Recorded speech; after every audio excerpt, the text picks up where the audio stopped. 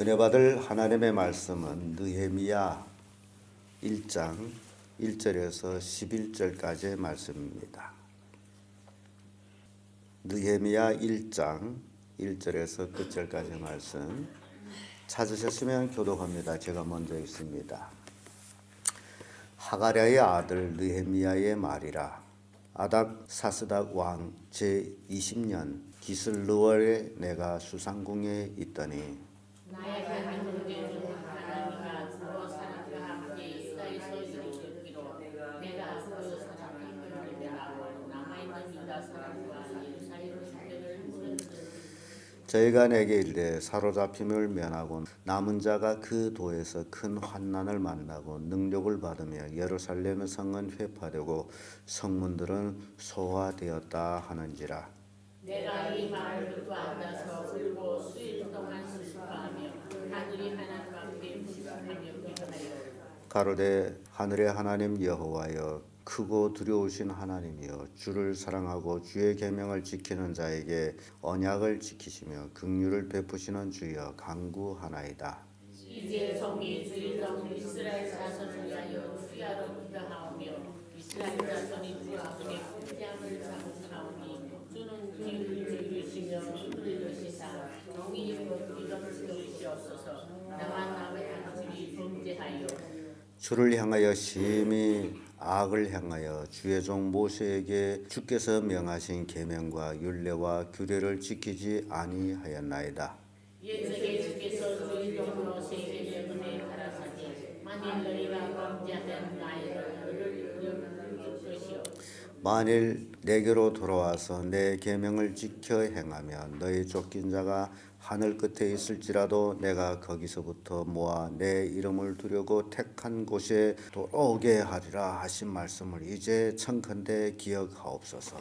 이들은 그리스도 속에 큰 권능과 강력함으로 속하신 주의 종이요 주의 백성이니이다. 주여 구하오노니 귀를 기울이사 종의 기도와 주의 이름을 경외하기로 또하시는 종들의 기도를 들으시고 오늘날 종으로 형통하여 이 사람 앞에서 은혜를 입게 하옵소서 하였더니 그때 내가 왕의 술 장관이었더라.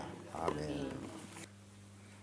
네, 오늘은 느헤미야서를 시작하겠습니다. 방금 읽은 말씀으로 하나님의 사람 느헤미야 이런 제목으로 말씀을 나누겠습니다. 느헤미야는 에스라 그 동시대 사람으로서 바벨론의 포로를 끌려가 가지고 아닥사스다 왕의 술 장관으로 일을 했던 사람입니다. 그래서 1차 포로 귀환에 스룹바벨 예수아가 근 4만여 명을 거느리고 귀환을 했다면 두 번째 귀환할 때는 에스라가 근 2,000명을 거느리고 귀환하고 세 번째 귀환한 자가 바로 이 느헤미야입니다. 그래서 이 느헤미야는 비록 포로로 끌려간 몸이지만은 바벨론에 거하면서 늘 고국에 대한 마음은 떠나지를 않았습니다. 또 자기가 왕궁에서 편히 살고 있으면서도 그 왕궁의 편한 삶이 그에게 편한 것이 아니고 늘 마음 한구석에는 고국에 대한 예루살렘에 대한 그 마음을 억제할 수가 없어요. 그래서 어떻게 하나 그곳의 소식을 들으려고 애를 썼던 그 모습을 봅니다. 그래서 느헤미야는 에스라 귀환 후 약 13년 후에 제3차 귀환하는 그런 이제 장관인데요. 느헤미야는 에스라보다는 권력을 가지고 귀환을 합니다. 예루살렘에 귀환할 때 총독 그런 권력을 가지고 귀환하게 되는데 원인은 에스라 당시에 회복이 됐던 성벽 그리고 성전들 그것들이 주변에 처음부터 반대했던 그들로 인해 가지고 그들이 왕에게 조소를 올려 가지고 이들이 성벽을 건축해서 왕을 배반하고자 한다라는 그런 조소 때문에 다시 왕이 건축을 중지시켰고 그래서 이들이 일어나서 성벽을 다 헐어버렸어요. 그 소식을 지금 느헤미야가 예루살렘으로서 온 사람에게 들었어요. 그래서 그 얘기를 보게 되면 2절 보면 나의 한 형제 중 하나니가 두어 사람과 함께 유다에서 이르렀기로 내가 그 사로잡힘을 면하고 남아있는 유다 사람과 예루살렘 형편을 물은즉 저희가 내게 이르되 사로잡힘을 면하고 그 남은 자가 그 도에서 큰 환난을 만나고 능력을 받으며 예루살렘 성은 회파되고 성문들은 소화되었다 하는지라. 이렇게 어려움을 당하고 있는 유대인들의 모습을 느헤미야에게 소식을 전합니다. 그래서 아닥사스다 왕 20년에 예루살렘 소식을 들은 거예요. 유다와 예루살렘의 사람들이 그 주변 사람들한테 큰 조롱을 받는 거예요. 포로로 귀환돼 왔지만은 세력이 없기 때문에 그 땅의 권세를 가진 자들이 그렇게 희롱하고 조롱했던 모습을 봅니다. 이게 우리에게 주는 교훈은요, 하나님을 떠났다, 하나님의 심판을 받았다, 하나님 앞에 죄를 지었다라는 그 민족들이 모습을 보여줍니다. 그래서 예수님이 하신 말씀이 소금은 좋은 것이로되 만일 그 맛을 잃으면 무엇으로 짜게 하리요? 다만 사람들에게 밖에 버리워서 밟힐 뿐이라고 말씀한 것과 똑같습니다. 오늘날도 우리가 하나님을 믿는 믿음을 온전히 준행하지 아니하고 세상 사람들과 비슷하게 그저 종교인으로 교회 왔다 갔다 하게 되면 세상 사람들 앞에 밟힙니다. 그들한테 환난을 당합니다. 이게 역사적으로 우리에게 교훈해 주는 것이 바로 그거예요. 그래서 우리는 내가 진짜 예수 믿는 사람이라면 진짜 예수 믿는 사람처럼 살아야 되고, 아니라면 불신자와 한 동아리가 돼서 그들과 같이 살아야 되고, 둘 중에 하나예요. 이것도 아니고 저것도 아니게 되면 바로 이렇게 큰 환난, 능력을 받게 된다라는 겁니다. 그래서 늘 우리는 늘 선택해야 돼요. 나는 어떻게 살 것이냐? 하나님의 자녀로서 믿음으로 살 것이냐? 아니면 불신자처럼 살 것이냐? 이게 우리의 선택이에요. 그래서 이 신앙은 강요할 수가 없어요. 권면할 수는 있지만 강요할 수가 없어요. 신앙이기 때문에. 스스로 결단하는 거기 때문에. 그래서 우리가 어떻게 살 것이냐? 근데 우리가 어떻게 살 것이냐 하는 것을 바로 역사를 통해서 우리가 살펴볼 때, 이렇게 살면 안 되는구나. 이렇게 살아야 되는구나. 등 이런 교훈을 받는다는 겁니다. 그래서 느헤미야는 유다와 예루살렘의 소식을 듣고 참으로 마음이 아팠어요. 얼마나 고국을 사랑하고 그랬는지 이 느헤미야를 보면 그 예루살렘의 소식을 듣고서 울며 수일을 슬퍼하며 금식하며 기도했다라고 합니다. 얼마나 자기가 왕궁에 있으면서도 불구하고 예루살렘을 자기 옆에 두고 있는 것처럼 그곳 백성들이, 자기 동족들이 어려움을 당하고 조롱을 당하고 능력을 당하고 성이 회파되고 등 그런 일로 인해서 하나님 앞에 수일을 울면서 금식하며 기도했다라는 것. 예레미야의 신앙입니다. 하나님의 사람이기 때문에 그렇게 할 수밖에 없어요. 그래서 우리는 우리의 신앙이 잘못될 때에 이렇게 느헤미야처럼 울면서 기도할 수 있는 그런 신앙인이 되어야 됩니다. 우리는 신약 시대에 살면서 하나님의 성전이라는 것을 모시고 사는 사람들입니다. 하나님의 성전이 지금 어디가 있어요? 우리 마음에 있습니다. 그런데 내 마음에 있는 하나님의 성전이 회파됐다. 누구를 통해서? 나를 통해서. 그렇다면 그것만 생각해도 정말 느헤미야처럼 울며 수일을 금식하면서 회복할 수 있는 그런 신앙인들이 되어야 됩니다. 내 마음에 있는 성전이 무너지면 안 됩니다. 내 마음에 있는 예루살렘 성벽이 무너지면 안 됩니다.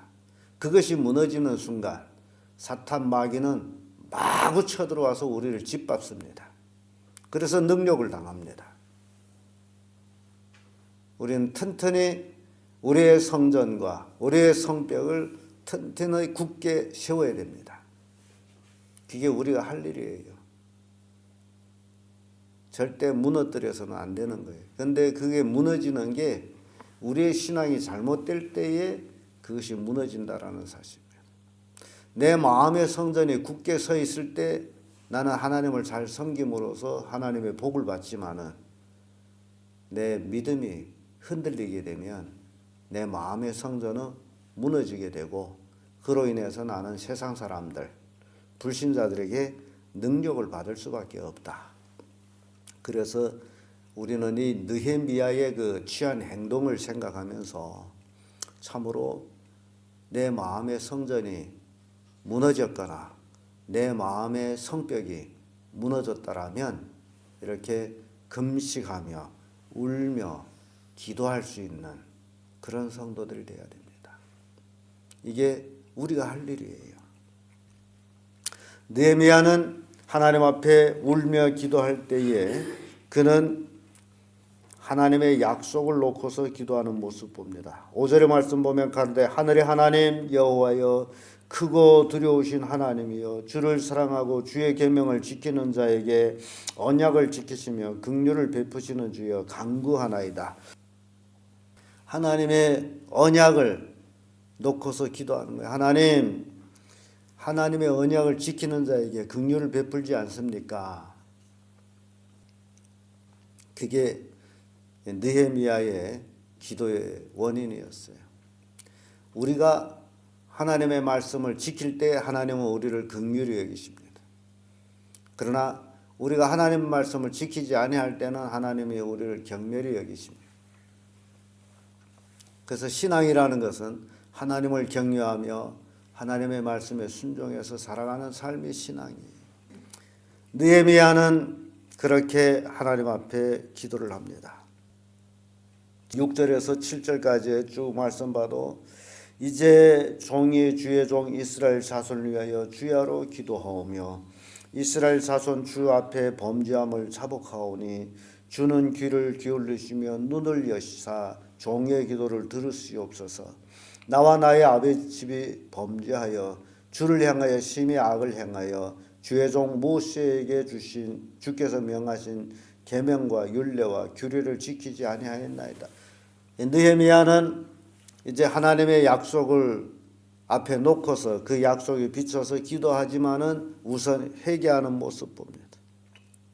하나님 앞에 회개합니다. 우리 아버지와 내가 주 앞에 죄를 지었습니다. 범죄했습니다. 주의 계명과 율례와 규례를 지키지 않았습니다. 이스라엘 백성이 예루살렘 회파된 원인도 주의 계명과 율례와 규례를 지키지 아니함으로 유다 왕국이 몰락해서 결국 바벨론으로 포로로 끌려가 70년 노예살이를 한 것입니다. 하나님의 계명을 지키지 아니하면 세상에 잡혀서 노예살이 한다라는 것이에요. 이 말씀은 오늘날도 유효합니다. 우리가 하나님 말씀대로 살지 아니하면 바로 불신자한테 잡혀가지고 노예살이를 합니다. 자유가 없습니다. 신앙을 한다지만은 자유가 없어요. 그래서 느헤미야는 이 일을 놓고서 하나님 앞에 회개를 한 거예요. 민족적인 회개를 하는 거예요. 비록 자신이 기도하지만은 온 민족을 대표해서 주를 향하여 심히 악을 행하여 주의 종 모세에게 주께서 명하신 계명과 율례와 규례를 지키지 아니하였나이다. 이게 느헤미야의 회개의 기도입니다. 그러면서 8절에 와서 옛적에 주께서 주의 종 모세에게 명하여 가라사대 만일 너희가 범죄하면 내가 너희를 열국 중에 흩을 것이요. 지금 하나님은 모세 당시에 이미 말씀했어요. 너희들이 이제 들어가서 얻을 가나안 땅에서 하나님을 버리면 내가 비록 그 땅을 너에게 줬다 할지라도 너희를 열국에 흩을 것이다. 그래서 흩어진 거예요. 바벨론에 끌려가서 포로가 되고 예루살렘은 완전히 무너져 버린 거예요. 하나님 말씀 그대로예요.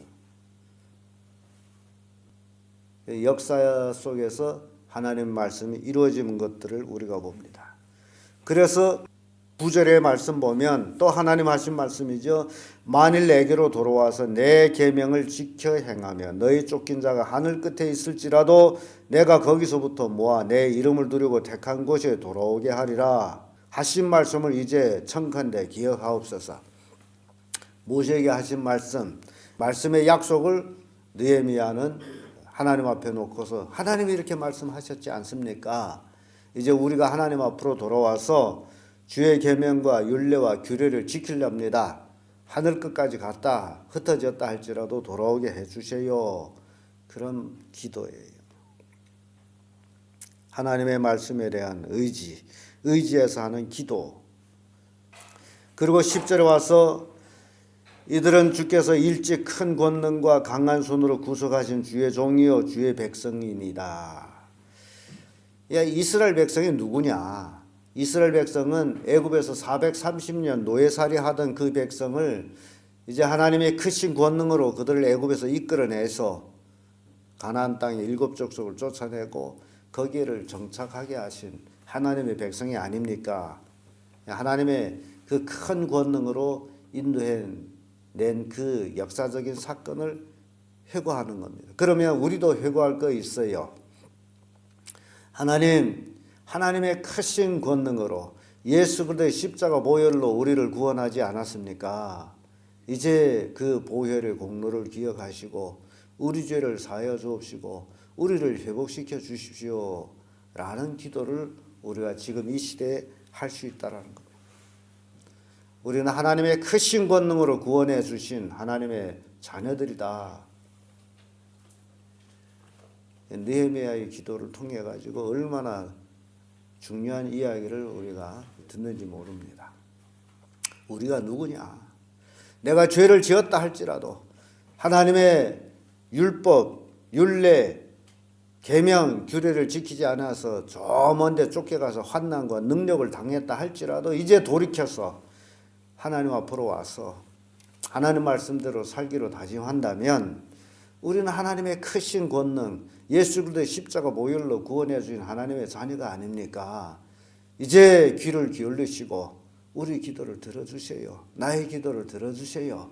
나를 회복시켜 주세요. 그래서 우리의 신앙이 회복이 되고 우리의 신앙의 마음에 있는 성전이 회복이 되고 그 성벽이 회복이 돼서 사탄의 공격을 더 이상 받지 아니하도록 그런 우리의 신앙인이 되어야 된다라는 것을 오늘 느헤미야를 통해 가지고 우리에게 보여줍니다. 시대는 역사적으로 그때와 지금은 다르지만은 그러나 신앙은 같습니다. 그때나 오늘이나 우리가 정말 하나님의 중심적인 신앙을 해야 됨을 깨우쳐 주고 있어요. 이 세상에 우리가 살면서 하나님 말씀대로 살지 아니하면 세상의 포로가 된다. 하나님 말씀대로 살면 그 포로에서 노임을 받는다. 여러분, 포로로 살기를 원합니까? 아니면 자유의 몸으로 살기를 원합니까? 우리가 자유로운 삶을 살기 위해서는 반드시 하나님의 사람이 되어야 된다. 느헤미야 같이 하나님의 사람이 되어야 됩니다. 그래야 우리의 삶이 평탄해지고 우리의 삶을 통해서 하나님의 영광을 받을 수 있다라는 사실입니다. 우리는 매일매일 삶이 하나님께 영광이 되고 우리가 모시고 있는 하나님의 성전 거룩하고 그 성전을 통해서 우리가 복을 받을 수 있는 그런 성도를 되기를 예수님의 이름으로 축복합니다.